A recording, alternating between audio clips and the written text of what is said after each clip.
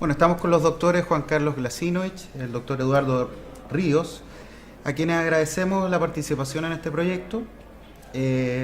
Ambos son gastroenterólogos y son docentes de la Facultad Clínica Alemana, Universidad del Desarrollo. Antes de pasar a revisar nuestro capítulo de examen abdominal, queremos analizar algunos aspectos, doctora. Doctor Ríos, en primer lugar, ¿por qué es tan trascendente realizar un buen examen físico abdominal? Primero, yo creo que es una cosa casi obvia. Si tú haces un mal examen abdominal, puedes errar varios diagnósticos. Desde la cosa tan, digamos, grotesca que se te vaya una masa abdominal grande porque no lo palpaste nomás, hasta ser incapaz de diagnosticar un abdomen agudo que está comenzando. Por lo tanto, el examen abdominal debe ser completo. Ahora, la otra finalidad es tratar de aportar algunos datos al diagnóstico que uno a veces lo tiene sospechado por el examen físico. Una tercera cosa que es bastante así puntual, hay diagnósticos que requieren un examen físico normal. Y si tú tienes un enfermo y no le haces el examen físico completo, no sabes si está normal. O sea, un examen abdominal completo. Ese es el punto. Hay veces que un hallazgo de un examen abdominal bien hecho da un diagnóstico. Por eso que es clave, oye, yo creo, como toda la semiología casi, que el examen abdominal debe ser completo. Perfecto. Por otro lado, hay muchas maniobras dentro del examen abdominal. Hay muchas técnicas, incluso entre distintos profesionales. ¿Por qué tantas maniobras, doctor Glasinovich? ¿Por qué este examen abdominal es tan rico en ese sentido? Tal vez nos llama la atención esto porque es la acumulación a lo largo de los años, de los siglos, de intentos por obtener mediante maniobras externas un mejor conocimiento de lo que estaba pasando. Ahora, yo creo que el hecho de que exista también varias maniobras es porque la aproximación física al paciente no nos da datos muy exactos y necesitamos la acumulación de datos para tratar de tener una impresión lo más precisa posible. Cuando hay muchas maniobras para algo, quiere decir que ninguna es perfecta. Si hubiera alguna que fuera con gran certeza, sería la única. Bueno, eso, y es porque la semiología, como decía el doctor Glasinovich, es una ciencia antigua, se ha ido perfeccionando con el tiempo. La correlación anátomo-clínica hizo que algunas maniobras sencillas correspondieran habitualmente a una patología que la autopsia a veces nos decía. En el fondo es tratar de buscar una técnica con nuestras manos, desde luego, y con el lenguaje, y con alguna, lo más precisa posible. Y doctor Glasinovich, ¿cuáles serían los objetivos docentes que tiene este capítulo? Bueno, los objetivos docentes es adquirir una técnica de aproximación a la anatomía del paciente, desarrollar una disciplina que esté bien fundamentada en maniobras establecidas, que permitan un lenguaje homogéneo respecto a los hallazgos, y también muy importante esta aproximación física en la relación médico-paciente, en la cual significa por parte del paciente la confianza que tiene en el médico de entregarle su cuerpo, digamos, para que sea explorado, y por parte del médico la responsabilidad de no invadir ese organismo que está frente a él, sino que aproximarse en forma cariñosa, diríamos, y responsable a su cuerpo. Doctor, y si usted tuviera que dar un solo consejo con respecto al examen abdominal a los estudiantes, ¿cuál sería su consejo? El consejo sería que nunca digan o acepten que están palpando algo, que alguien le está enseñando a palpar, por ejemplo, le diga, ven, aquí está el hígado, y la presión sea tal que diga, sí, ahí está el hígado, si no lo palpan.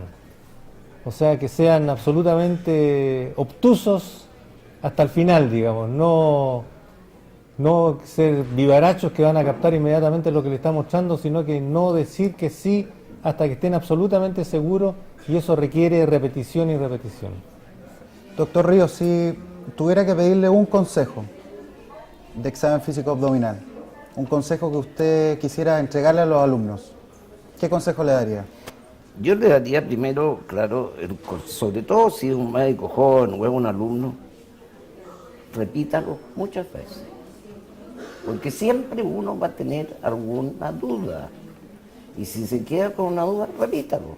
Muchas veces el repetir un examen físico hace que una duda se solucione.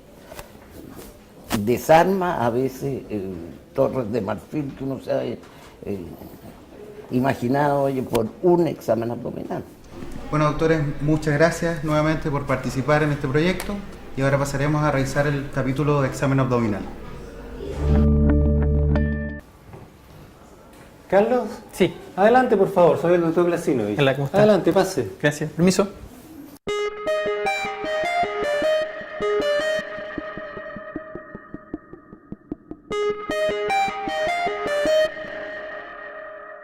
Buenos días, ¿cómo está usted? Bien, doctor, ¿y usted? ¿Está bien? Sí, o sea, en ¿Por qué realidad viene no. entonces? Lo que pasa es que me duele un poco la guata. Me siento hinchado y me duele. ¿Eso de ayer o es algo que se arrastra durante algún tiempo? El examen abdominal, al igual que en todo otro examen, debe partir por una buena historia clínica que consiste en la identificación del paciente, motivo de consulta, anamnesis próxima, anamnesis remota y revisión por sistemas. ¿El dolor ha estado permanente o hay momentos en que se le quita y momentos en que le viene? Se mantiene permanente. Se mantiene Sí, permanente. sí. Incluso durante la noche, por ejemplo, ¿le cuesta dormirse en la noche por el dolor? Específicamente en relación a la anamnesis próxima que realizaremos, la semiología abdominal presenta una rica gama de síntomas y signos. Dentro de los más comunes se encuentran dolor, náuseas y vómitos, cambio en hábitos intestinales, diarrea, constipación, ictericia, distensión abdominal, prurito, sangrado intestinal, hematemesis, melena, rectorragia, pirosis. ¿Se ha sentido afiebrado también o no? No, eso. ¿Ha tenido ganas de vomitar? No. Tampoco. Otro punto importante a destacar es la anamnesis remota, en la que es muy relevante mencionar las comorbilidades de este paciente, como diabetes mellitus o daño hepático crónico, las que pueden o no estar influyendo en el origen o presentación de la enfermedad actual, hábitos como el uso de alcohol o drogas intravenosas, uso de medicamentos e inmunizaciones, especialmente relevantes para la patología abdominal. Por último, una breve revisión de los sistemas que todavía no se han explorado da más seguridad que la información esté completa y muchas veces nos permite aclarar dudas para plantear finalmente nuestra hipótesis diagnóstica y evitar que algo se nos escape.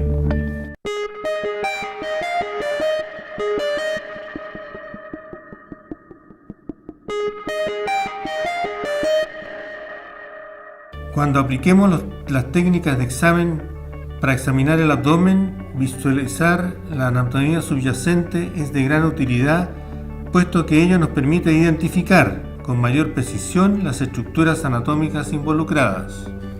El límite superior del abdomen está constituido por el borde inferior de la parrilla costal y fundamentalmente por la cúpula diafragmática.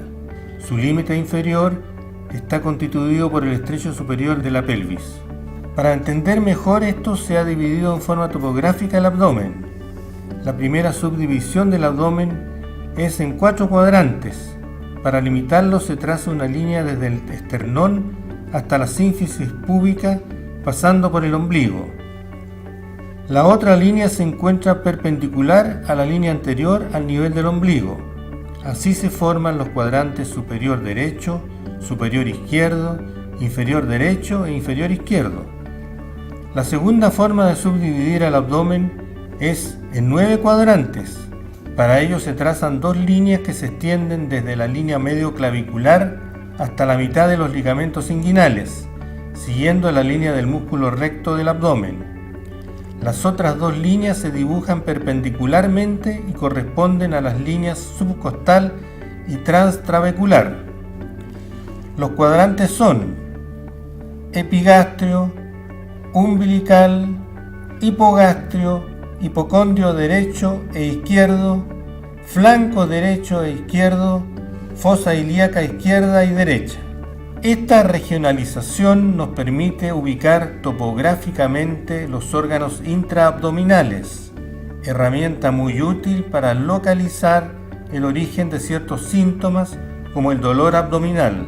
Es así como en el epigastrio encontraremos lóbulo izquierdo del hígado, una porción de la cara anterior del estómago con parte del cuerpo, el antro y el píloro, aumento menor con la tríada portal, la arteria hepática, la vena porta y el conducto colédoco. Segunda y tercera porciones del duodeno, páncreas, arteria mesentérica superior, columna vertebral, arteria aorta, la vena cava inferior y el conducto torácico, plexo celíaco. En el hipocondrio derecho encontraremos lóbulo derecho del hígado, fondo de la vesícula biliar, parte del colon transverso y ángulo hepático del colon, y el polo superior del riñón derecho y cápsula suprarrenal. En el hipocondrio izquierdo encontraremos el lóbulo izquierdo del hígado, el cardias, el epiplón gastroplénico, el vaso, la extremidad superior del riñón izquierdo y cápsula suprarrenal, porción del colon descendente y ángulo esplénico, asas del yeyuno, cola del páncreas. En la zona umbilical encontraremos aumento mayor, cuerpo del estómago, colon transverso, asas del intestino delgado, mesenterio, vena cava inferior y arteria aorta. En el flanco izquierdo encontraremos asas del intestino delgado y colon descendente. En el flanco derecho encontraremos parte del intestino delgado y colon ascendente. En el hipogastrio, además de encontrar órganos como el aumento mayor, tendremos parte del intestino delgado, la vejiga y el uréter.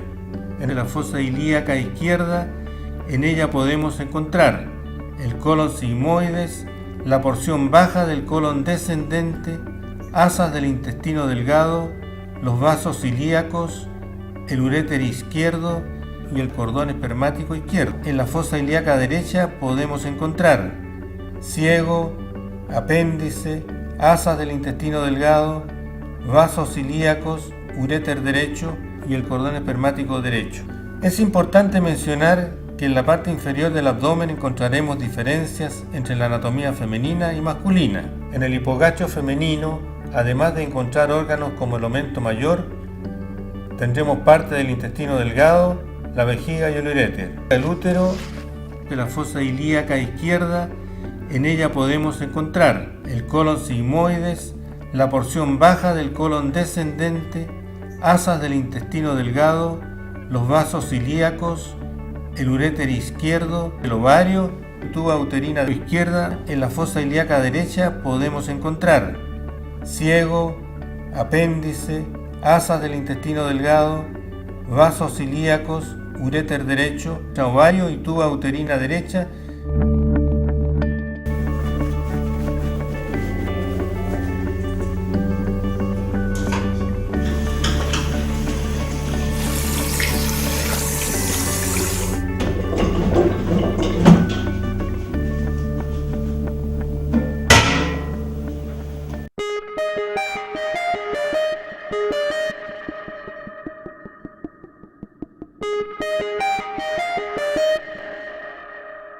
Bueno, en este momento vamos a comenzar el examen físico abdominal.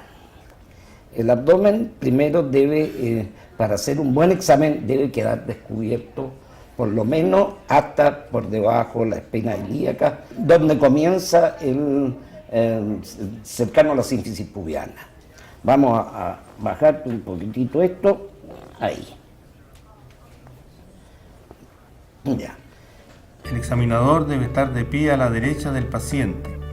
Es muy importante recordar que si el paciente se ha quejado de dolor abdominal, se debe examinar esa área al último para evitar provocar resistencia muscular voluntaria. El examen físico abdominal incluye inspección, auscultación, percusión, palpación, examen específico de órganos intraabdominales y examen rectal. Comenzaremos con la inspección del abdomen. Dentro de este punto es necesario precisar el contorno del abdomen, la simetría de los hemiabdómenes, los movimientos respiratorios del paciente, la presencia de pulsaciones y peristaltismo, la integridad de la piel y la presencia de masas. Es importante destacar que el primer paso es observar la apariencia general del paciente. Aquellos que presentan cólicos renales o biliares están en constante movimiento, en cambio los con peritonitis se mantienen quietos en la camilla para disminuir su dolor. Pueden estar acostados con sus rodillas recogidas porque así se reduce la presión intraabdominal. Pacientes pálidos y sudorosos pueden estar sufriendo shock por pancreatitis o por úlcera gástrica perforada. Como lo mencionamos anteriormente, es importante la inspección del contorno del abdomen. Un abdomen excavado puede estar asociado con caquexia, en cambio un abdomen prominente puede estar asociado a meteorismo, ascitis, organomegalia u obesidad, por ejemplo. La asimetría de los semiabdómenes nos puede indicar la presencia de alguna masa o visceromegalia. Debemos fijarnos además en los movimientos respiratorios. Ellos se observan en la parte alta del abdomen. Lo más normal es que con la inspiración se produzca un abombamiento de esta área debido a un descenso del diafragma que presiona y empuja las vísceras. En pacientes con dolor puede provocarse una respiración muy superficial. Es importante buscar alteraciones de la piel, fanerios y manos que pueden introducir cierta patología de origen abdominal. Otro hallazgo que es importante ir a buscar dirigidamente es la presencia de cicatrices quirúrgicas que nos pueden aportar valiosas informaciones a la hora de formular nuestra hipótesis diagnóstica. Algunas de las más frecuentes son McBurney, incisión en el cuadrante inferior derecho, utilizada en apendicectomías; Kocher, incisión subcostal derecha paralela al reborde costal y que se utiliza en colecistectomías; incisión mediana supraumbilical, útil en acceso a estructuras del hemiabdomen superior y cirugías gástricas; Pfannenstiel, incisión arqueada por encima de la sínfisis pubiana en el sentido del pliegue suprapúbico, utilizada en cesáreas u otras cirugías ginecológicas como la histerectomía.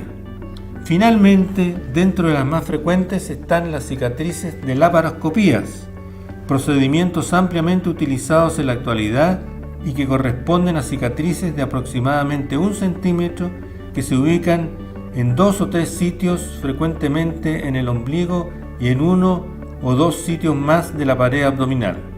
Finalmente, a la inspección podrían observarse hernias que corresponden a una protrusión de contenido intraabdominal a través de debilidades de la pared abdominal y que se hacen más evidentes cuando el paciente realiza maniobras de Valsalva o se pone de pie. Las más frecuentes son las umbilicales, inguinales, crurales y menos frecuentes son las de la línea alba. También se pueden encontrar hernias incisionales que están en relación a cicatrices quirúrgicas. Ahora, luego de la inspección, nosotros tenemos que hacer una auscultación. ¿Por qué antes que la palpación y la percusión? Porque la palpación del abdomen puede generar ruidos intestinales que no los tiene el enfermo y hacer pensar que tiene alguna patología. Vamos a ocultarlo. La ocultación de los ruidos intestinales se hace con la membrana. La ocultación debe ser metódica y cubrir las diferentes cuadrantes del abdomen con las membranas del fonendoscopio. Como en todos los sonidos, se puede distinguir frecuencia, intensidad, tono y timbre. Lo normal es escuchar clics o gorgoteos regulares entre 5 a 35 por minuto. Cuando existe una parálisis intestinal hay un vacío entre 3 a 5 minutos, por lo que es fundamental ocultar por lo menos durante 3 minutos. Existen también sonidos hidroaéreos que pueden ser patológicos, como por ejemplo el bazuqueo gástrico, que pueden ser escuchados en el contexto de un síndrome pilórico, ilio, diarrea o simplemente por un elevado consumo de líquidos. Otro sonido patológico es el llamado intestino de Luche, que se observa cuando existe una obstrucción intestinal. Bueno, la auscultación del bazuqueo epigástrico se hace mediante el fonendo que se coloca en el epigástrico y se mueve el enfermo para producir este ruido que es como una ola que hay dentro del estómago. No hay bazuqueo epigástrico. Esto suele ser positivo, este signo, en gente que haya comido recientemente y sobre todo que haya comido con una gran cantidad de líquido. La otra forma el otro ruido patológico es el ruido de la oclusión intestinal mecánica, que son ruidos parecidos al ruido normal, pero mucho más alto y con una tonalidad metálica. No existen en este momento. Lo otro que es buscar soplos, que se hace con la campana.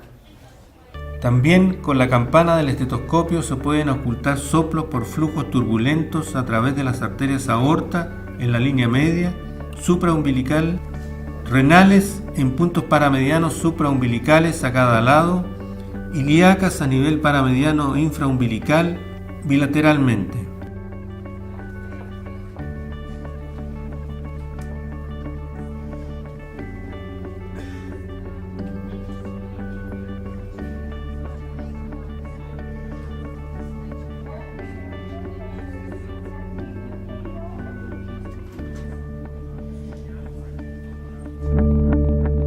La percusión, que es la otra medida que podemos hacer, se hace, digamos, en todo el abdomen.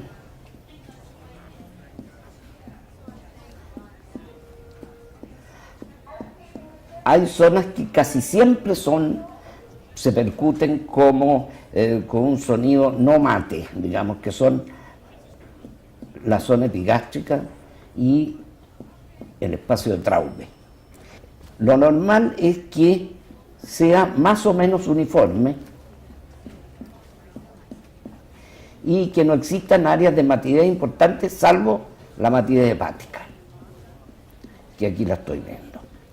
Normalmente, cuando percutimos el abdomen, los sonidos que escuchamos reflejan el contenido de aire que contiene el tubo digestivo, lo que corresponde a la percusión sonora. Es importante mencionar que normalmente podemos captar un sonido timpánico en el espacio semilunar de Traube. Esta área se ubica en la parte izquierda e inferior del tórax. Se relaciona con la cámara gástrica y sus límites son: por encima con la matidez cardíaca, por abajo con el reborde costal, por el lado medial con el borde inferior del hígado y a lateral por la matidez esplénica. Para realizar una adecuada percusión debemos primero poner nuestra mano izquierda o no dominante sobre el área del abdomen que queremos percutir. Luego, con el dedo medio de la mano derecha damos pequeños golpes en las falanges distales de la mano izquierda con un movimiento rápido de muñeca. Debemos preocuparnos de no dejar áreas sin percutir. Un abdomen manifiestamente distendido a la inspección puede serlo a causa del aumento del contenido de gas, líquido o sólido, y la percusión nos ayuda a definirla. El gas puede acumularse en el interior del intestino y ser una causa banal, como en el meteorismo, o traducir una situación crítica como en la obstrucción intestinal. En este último caso, un signo clave es la abolición de la matidez hepática. Cuando hay líquido acumulado dentro del abdomen, se produce lo que se llama la ascitis. Fundamentalmente ese es el líquido más frecuente que se acumula en la cavidad peritoneal, y la maniobra para pesquisar el ascitis es buscar mediante la percusión una matidez desplazable. ¿Cómo se busca eso? Se coloca el enfermo en decúbito dorsal y se percute fundamentalmente el epigastrio y los flancos. Ahora, al enfermo se le pide que se dé vuelta. La ascitis es la acumulación de líquido en la cavidad peritoneal. Existen maniobras semiológicas que permiten ponerla de manifiesto, como por ejemplo verificar si es que existe matidez desplazable hacia las zonas de declive. Para realizarla debemos percutir el epigastrio y los flancos del paciente en decúbito dorsal y luego hacer lo mismo con el paciente en decúbito lateral. Así podemos constatar variaciones en la sonoridad de estas áreas. La distensión global del abdomen, que traduce una lesión sólida, es menos frecuente. Siempre considerar el embarazo en pacientes en edad fértil. Las masas inflamatorias y tumorales suelen ser circunscritas. También puede haber aumento de volumen por un globo vesical. El tipo de sonidos que obtendremos en cada caso será diferente. La palpación debe hacerse de dos maneras. Uno, de una manera muy suave, o sea, palpando suavemente para ver si alguna de estas palpaciones suaves provoca dolor. Si el enfermo relata dolor en alguna parte, supongamos que en la fosa ilíaca izquierda, uno debe empezar la palpación por la parte más lejana del dolor, por el hipocondrio derecho.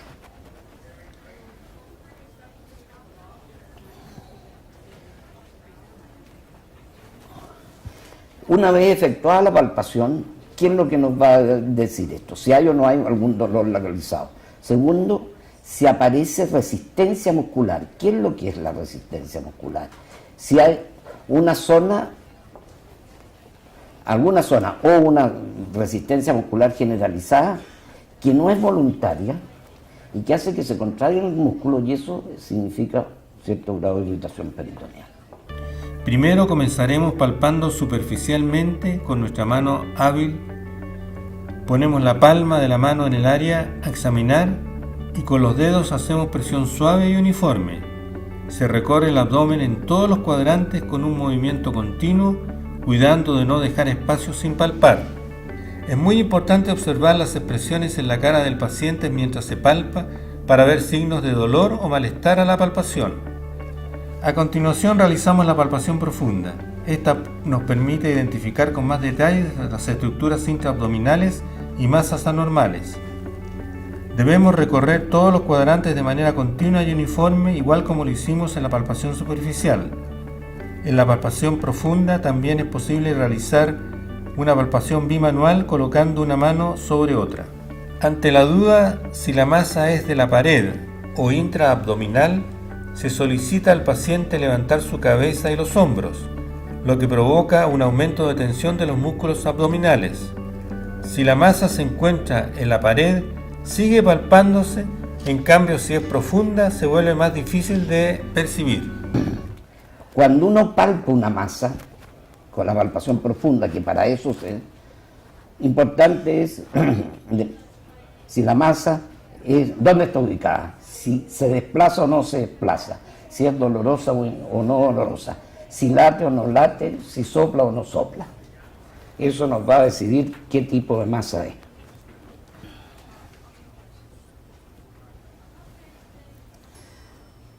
Entonces,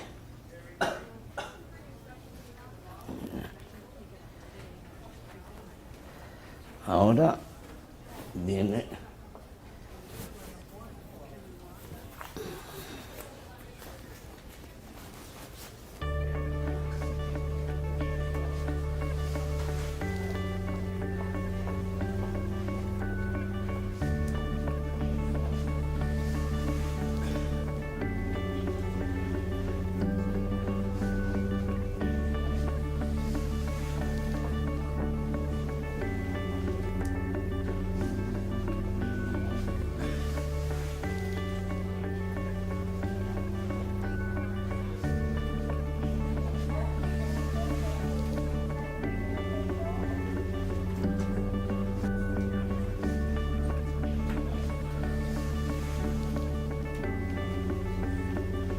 Al salir la hernia se aprecia un abultamiento y al aplicar presión con los dedos es posible reducirla nuevamente al interior del abdomen.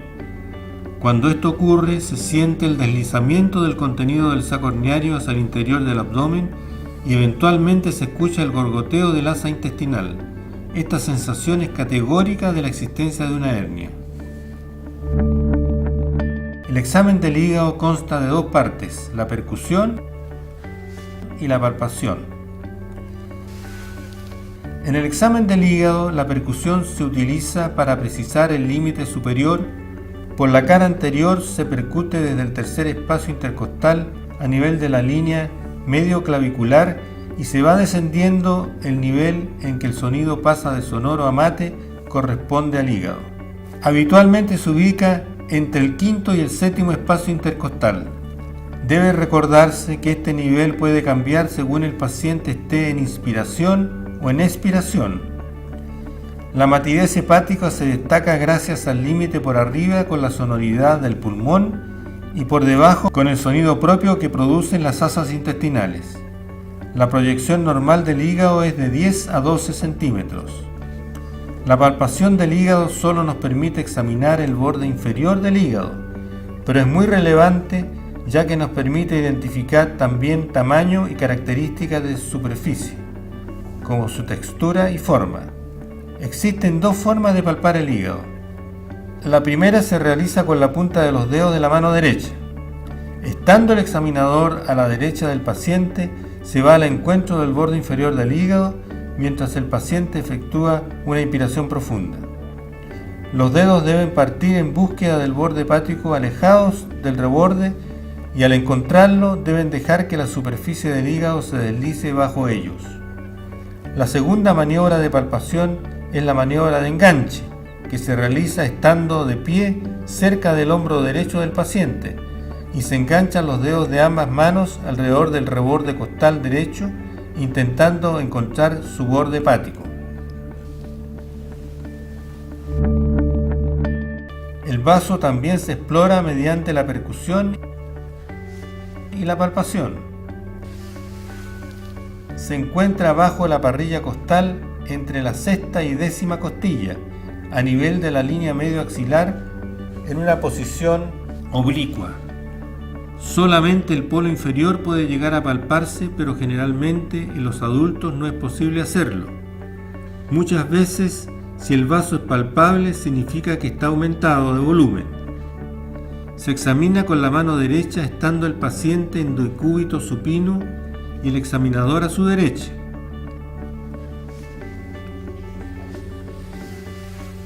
El paciente se ubica en decúbito lateral derecho con las piernas semiflectadas de modo de relajar la musculatura abdominal.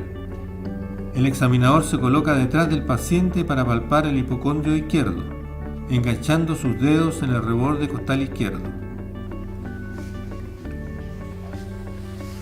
También podemos recurrir a la maniobra de Schuster, la cual se realiza con el paciente en decúbito lateral derecho.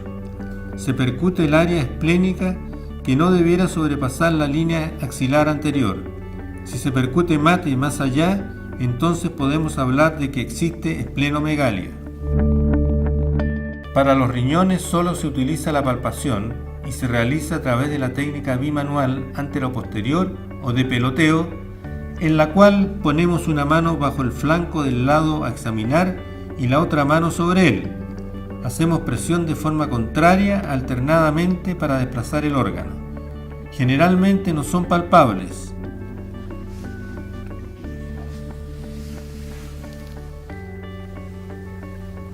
A continuación.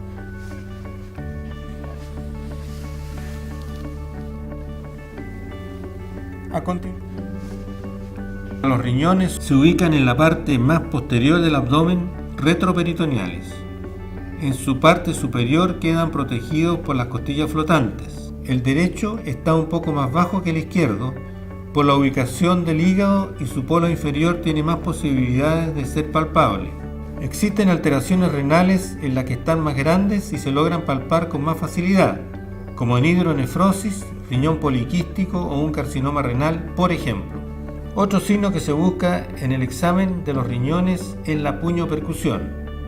Estando el paciente sentado, se realiza dando un único golpe suavemente con la mano empuñada sobre la fosa lumbar de cada lado y se analiza la reacción del paciente.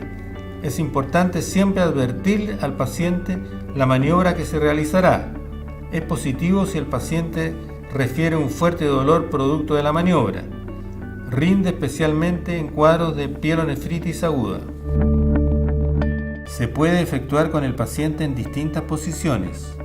De pie, con el paciente en decúbito lateral, habitualmente sobre el lado izquierdo, con ambas piernas flectadas a nivel de las caderas y rodillas, o con la extremidad de más abajo extendida y la de más arriba semiflectada, llamada posición de Sims, o con el paciente en decúbito dorsal con ambas extremidades inferiores en flexión y abducción, llamada posición de litotomía modificada.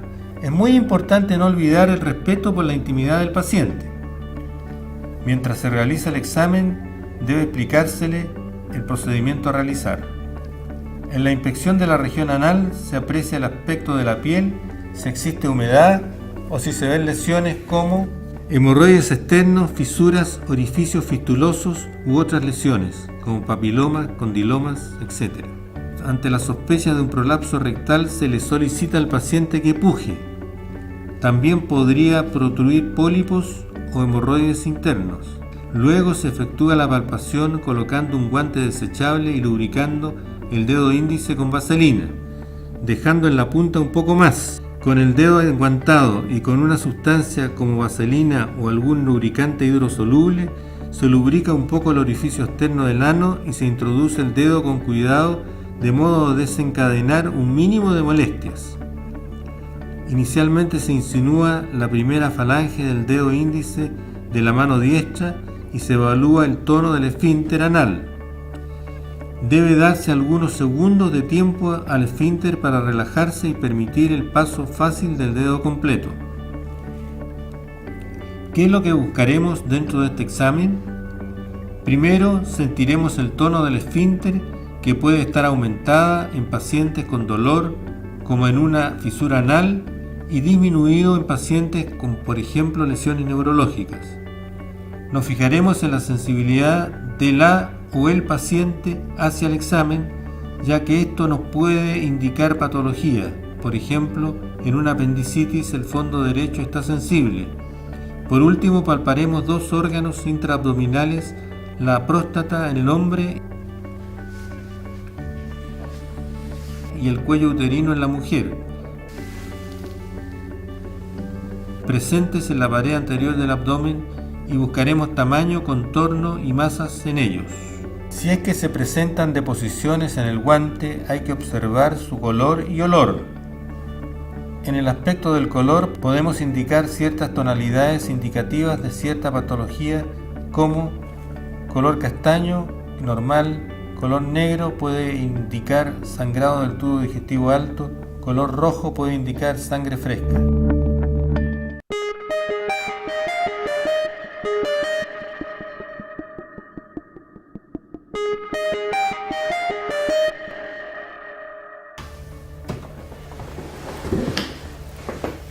Finalizando el capítulo de examen abdominal por los doctores Glasinovich y Ríos, es necesario realizar una descripción de los hallazgos encontrados durante el examen físico. Inspección: abdomen plano, no presenta cicatrices, vello de distribución androide. Auscultación: ruidos hidroaéreos presentes, sin presencia de soplos. Palpación: abdomen blando, depresible e indoloro a la palpación. No se evidencian masas. Percusión: sonoridad conservada a la percusión. Examen de hígado, vaso y riñones. Proyección hepática de 8 centímetros. El límite inferior se palpa a 1 centímetro bajo el reborde costal derecho, de consistencia normal. Vaso y riñones no palpables. Puño percusión negativa. Examen de región perianal y tacto rectal. Piel de coloración normal, sin presencia de lesiones a nivel perianal. Esfínter anal externo de tonicidad normal. Próstata de superficie regular, blanda, indolora, de tamaño conservado, sin presencia de masas o sangrado del tracto rectal. Con esto damos por finalizado el examen físico abdominal.